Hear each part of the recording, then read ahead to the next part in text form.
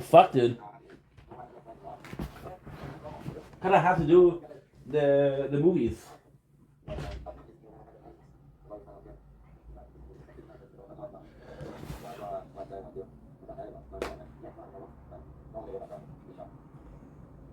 Nice.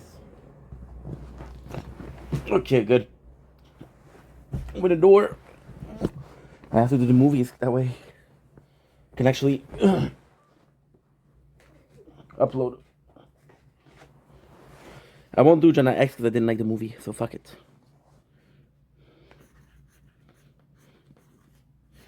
Don't blink. It's your boy Ink. Welcome to the show. Because I think Mobs are having a wonderful day on this glorious day 167 of Project Vendetta. It is Wednesday, the 17th, Tuesday 17th, but it's 5 a.m. So we're gonna go sleep in about 3 hours. But I decided to do a full day of stream because you know what? Today's one of those weird day where I want to do it. So we're just watching movie and uploading videos on TikTok. Now we watched two movies, which is the first one is Duplex, and the second one is The Upside. We also watched Jonah X, but no, thank you. We're gonna be watching two more movie, which is The Disaster Artist with James Franco and Dave Franco. And we're gonna be watching Paint with Owen Wilson. Disaster Artist I did see already, but Owen Wilson movie I didn't see it yet, so pretty fucking excited about that.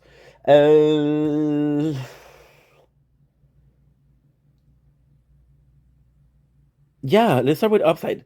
I wasn't sure if I wanted to start with Upside or the other one.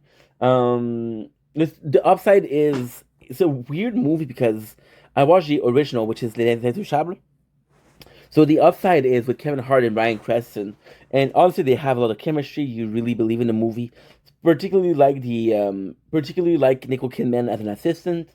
But my favorite part is really the scene between Kevin Hart and Bryan Cranston, right? It's a weird thing because I did see the original, as I mentioned. I thought the original was a bit superior.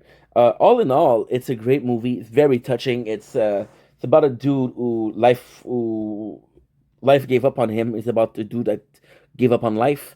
They sort of complement each other. It's a guy that's paraplegic but rich, and it's a guy that is helping him like an assistant, is helping him do the stuff. Um, it's a really good way of seeing what people that are paraplegic are going through and how hard life is. And I think Kevin Hart does a really good job. You buy him as a funny guy, but you also buy him as a guy who's been through shit. The whole thing is actually pretty good because again the story is nice. Kevin Hart really push Bryan Cranston to do some stuff. For example, there's a girl he likes. He push him to do the move, and then she reject him. But then he's like, dude, you would have waited for how long, and she would have rejected you nonetheless.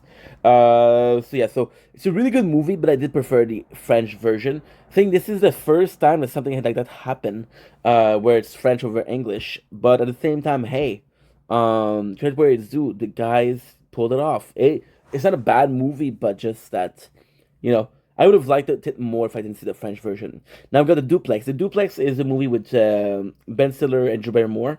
It's kind of funny because I was looking for a name yesterday, and I was watching a movie with that guy today, which is Night at the Museum. So this is my second Ben Stiller movie of the night, and we watched too much. It's basically a writer that goes through shit, and his wife, and they're a couple, and they found almost a perfect house. But then you realize that the upstairs neighbor, which is the older lady, which is why they got the house for so cheap, is a nightmare. Really like the intro, the cartoony intro, the way they put it up.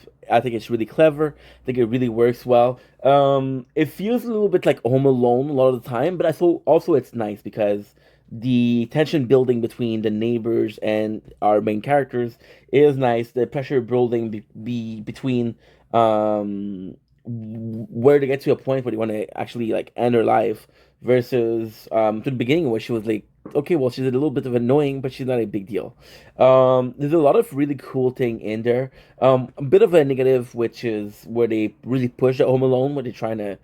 There's a couple of scenes like you're like, ugh, and it's very Meet the Fockers. It's very 2000, humor. So if you're into that, it's really much it. I think that aged the most. It's a good movie though. It's a good movie. Um, Last a couple of times, there's some really good jokes in there. There's really good comedy in there. It's just sort of edges on being really good, but it's just good. And the saddest part is the plot is actually really good. You have this perfect house, but you have a neighbor upstairs that won't leave, and is a trouble, is a problem, right? Now, ultimately speaking, there's a plot twist at the end where you realize that a lot of people are in on it. It's a scam. It's actually pretty good. And back then, you don't feel like you need a plot twist, but it does make the movie better. You do buy Ben Stiller and Drew Barrymore as a couple, and yeah, that's pretty much it. It's okay. It's good. I mean, the whole purpose it kind of loses itself. For example, when she loses her job, right? You realize how she lost her job. For him, there's a lot of emphasis on him being a writer, right? And it's really important and really, really, really important, and it serves next to no purposes. So there's a lot of the movie where you're like, okay, well, what was the point of that? And there's no point, which is a little bit of a bad thing, but a little bit of a good thing, because at the end they sell the house like, hey, we lost. So yeah, that's pretty much it. So not a bad movie, but not a great one.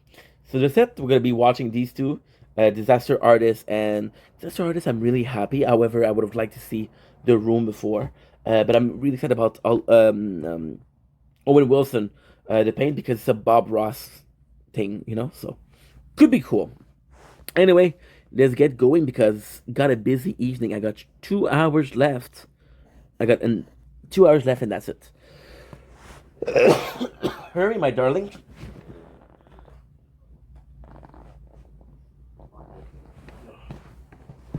Oh, they're closing the door. Close the door. It's really cold. Yeah, the Disaster Artist is actually a really good movie.